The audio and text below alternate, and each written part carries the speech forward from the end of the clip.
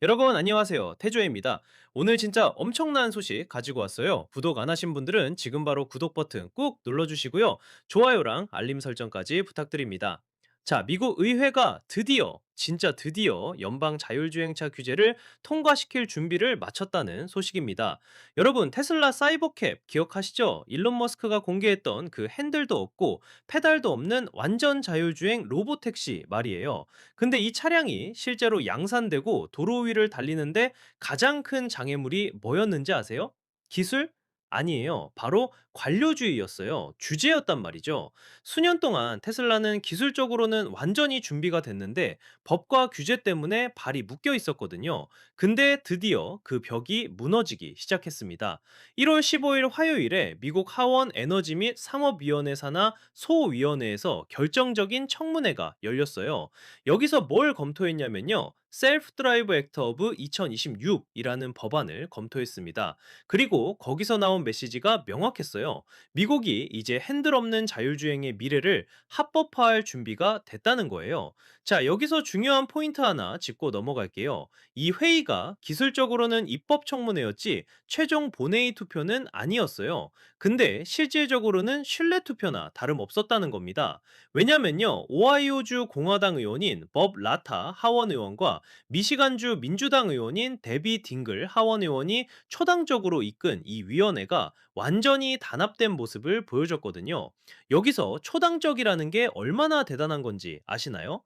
요즘 미국 정치 보면 민주당이랑 공화당이 뭐만 하면 싸우잖아요. 근데 이 법안에서는 양당이 손을 잡았다는 거예요. 그만큼 절박하고 중요하다는 의미죠. 이 통합된 입장이 실질적으로 테슬라가 빠르면 내년, 그러니까 2027년부터 사이버캡을 대량으로 배치할 수 있는 길을 열어줬다는 겁니다. 자, 그럼 이제 핵심 중에 핵심을 얘기해 볼게요. 바로 숫자 얘기입니다. 9만 대. 이 숫자가 왜 중요한지 설명드릴게요. 현재 연방법에 따르면요, 제조사들이 전통적인 연방 자동차 안전 기준, 영어로 Federal Motor Vehicle Safety Standards, 줄여서 FMVSS라고 부르는데요. 이 기준을 충족하지 않는 차량을 배치할 수 있는 수량이 연간 딱 폐고 2,500대로 제한돼 있어요. 핸들이나 페달이 없는 차량이 바로 여기에 해당하는 거죠. 근데 생각해 보세요. 사이버캡처럼 대중시장을 겨냥한 대량 생산 차량이 연간 2,500대밖에 못 만든다? 이건 사실상 양산을 막는 거나 다름없는 거예요. 그래서 새로운 셀프 드라이브 액트 논의 초안에서 뭘 제안했냐면요. 이 상한선을 엄청나게 올리자는 겁니다. 회의에서 논의된 목표 수치가 바로 제조사당 연간 9만 대예요. 그리고 이게 끝이 아니에요. 이후 연도에는 10만 대까지 확대한다는 계획입니다. 2,500대에서 9만 대요? 36배 증가하는 거예요. 이 정도면 진짜 상업적으로 의미 있는 규모의 생산이 가능해지는 겁니다. 근데 화요일 청문회에서 테슬라한테 가장 큰 승리는 따로 있었어요. 바로 연방 우선권, Federal Preemption이라는 조항입니다. 이게 뭐냐면요. 만약에 어떤 차량이 연방 안전 기준을 충족하면 개별 주나 도시가 그 차량을 금지할 수 없다는 거예요. 왜 이게 그렇게 중요하냐고요? 지금까지 가장 골치 아팠던 게 바로 주마다 도시마다 각자 다른 규제를 만드는 거였거든요. 특히 캘리포니아 DMV, 그러니까 자동차국이랑 뉴욕시 의회가 악명 높았어요. 이쪽에서 지역 금지 조치나 허가 기준을 만들어서 테슬라를 괴롭혀왔던 거죠. 근데 이 연방 우선권 조항이 통과되면요, 그런 지역별 규제가 전부 무력화됩니다. 체크메이트 당하는 거예요. 연방법이 통과되면 캘리포니아든 뉴욕이든 손쓸 방법이 없어지는 겁니다. 자, 그럼 여기서 궁금증이 하나 생기죠? 도대체 뭐가 바뀌어서 민주당과 공화당이 갑자기 이 문제에서 손을 잡게 된 걸까요? 답은 단 한 단어로 정의됩니다. 중국. 청문회 내내 반복해서 나온 얘기가 바로 중국이에요. 프레임 자체가 완전히 바뀐 겁니다. 예전에는 안전이냐 혁신이냐 이런 구도였거든요. 근데 지금은 미국이냐 중국이냐로 바뀌었어요. 의원들이 표현한 두려움이 정말 생생했다고 하는데요. 자율주행차 입법을 미루면 자동차 산업의 미래를 중국 정부가 지원하는 경쟁사들한테 넘겨주게 될 거라는 거예요. 그리고 실제로 중국은 이미 로보택시를 공격적으로 배치하고 있거든요. 우리는 미국이 뒤처지게 내버려둘 수 없다. 이 문장이 청문회의 비공식 구호가 됐다고 해요. 이런 지정학적 프레임이 핵심입니다. 이제 셀프 드라이브 액트가 반드시 통과해야 하는 법안이 된 거예요. 더 이상 교통 문제가 아니에요. 국가 경제 안보 문제가 된 겁니다. 중국한테 지면 안 된다는 거죠. 이거 진짜 영리한 전략이에요. 왜냐면 미국 의회에서 초당적 합의를 이끌어내는 가장 확실한 방법이 뭔지 아세요? 바로 외부의 적을 설정하는 거거든요. 중국이라는 공동의 경쟁자가 생기니까 민주당도 공화당도 한 목소리를 내게 된 겁니다. 자, 그럼 이제 앞으로 어떻게 되는지 볼까요?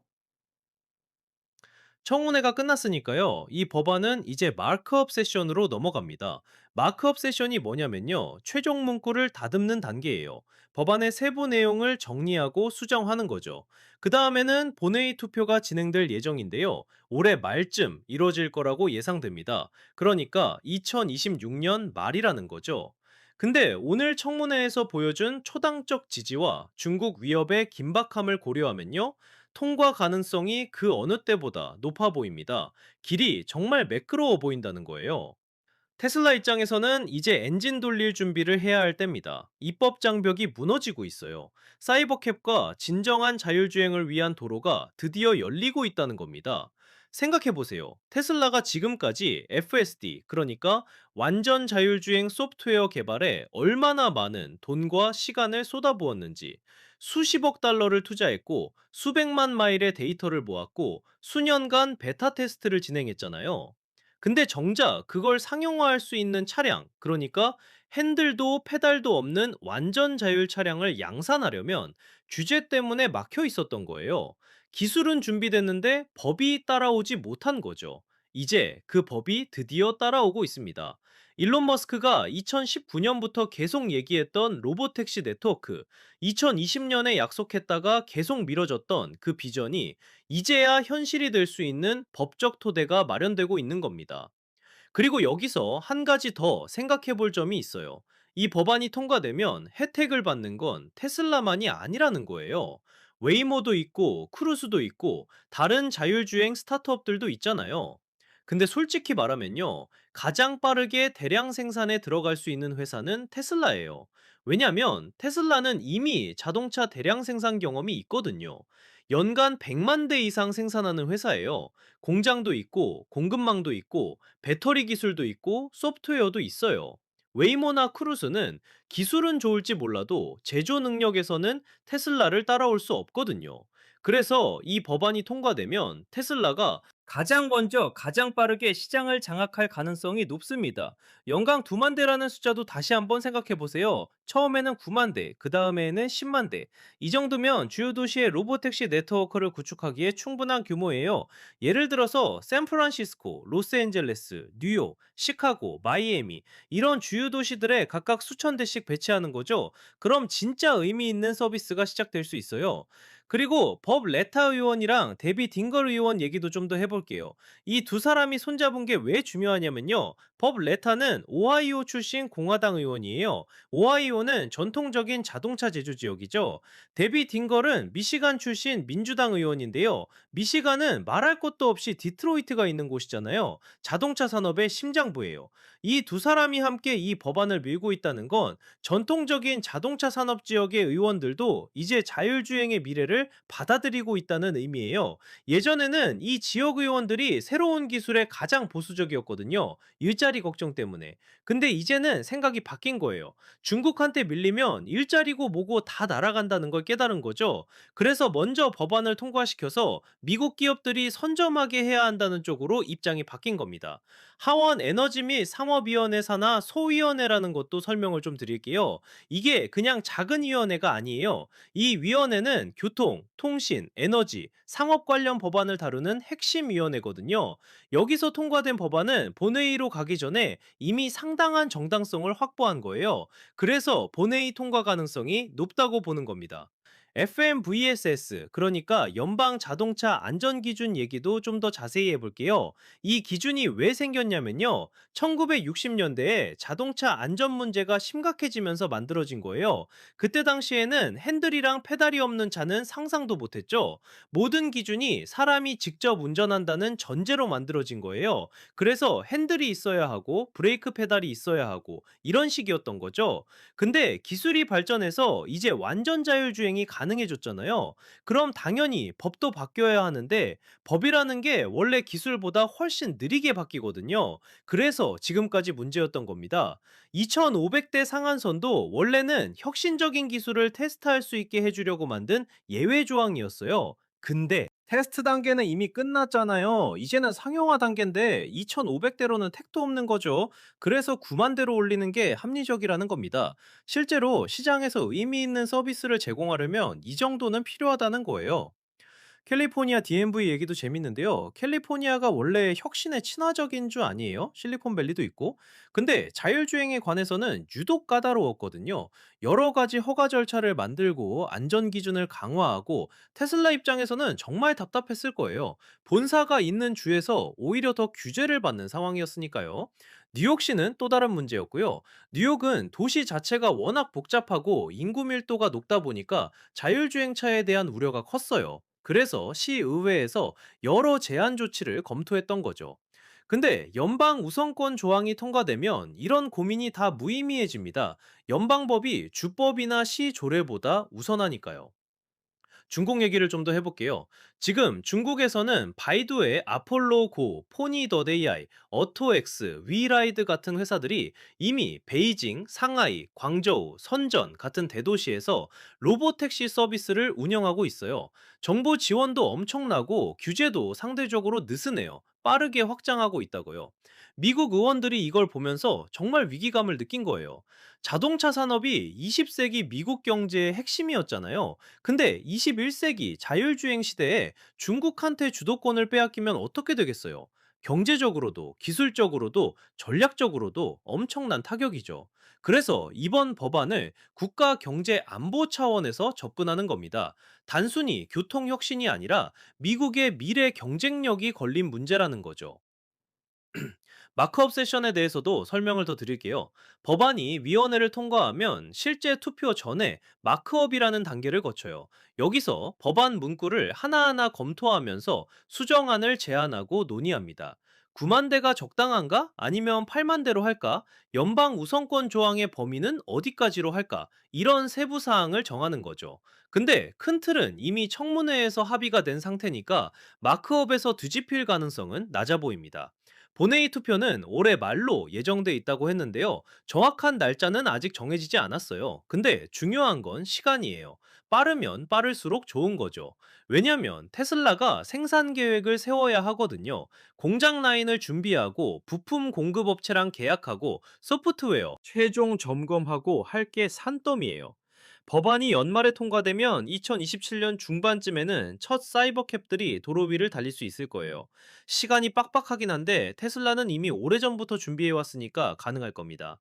일론 머스크의 비전을 생각해보면 정말 감회가 새로운데요. 그는 2016년에 이미 테슬라 마스터 플랜 파트 2에서 로보택시 얘기를 했어요. 당시에는 다들 먼 미래 얘기로 생각했죠. 2019년에는 오토노미 데이에서 2020년에 로보택시 서비스를 시작하겠다고 발표했어요. 근데 안 됐죠.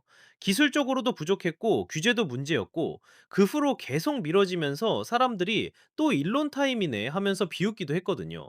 근데 이제 정말 현실이 되려고 하는 겁니다. 7, 8년 만에. 사이버캡 디자인도 정말 미래지향적이잖아요. 처음 공개됐을 때 사람들 반응이 엇갈렸는데 핸들도 없고 페달도 없는 완전히 새로운 형태였으니까요. 근데 이제 그 디자인이 합법적으로 도로를 달릴 수 있게 된 거예요. 법이 디자인을 따라잡은 겁니다. 생각해보면 자동차 역사에서 큰 전환점이에요. 1900년대 초에 말이 끄는 마차에서 자동차로 바뀔 때도 엄청난 저항이 있었거든요.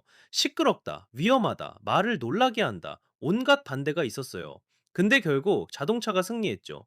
왜냐면 더 빠르고 더 효율적이고 더 편리했으니까.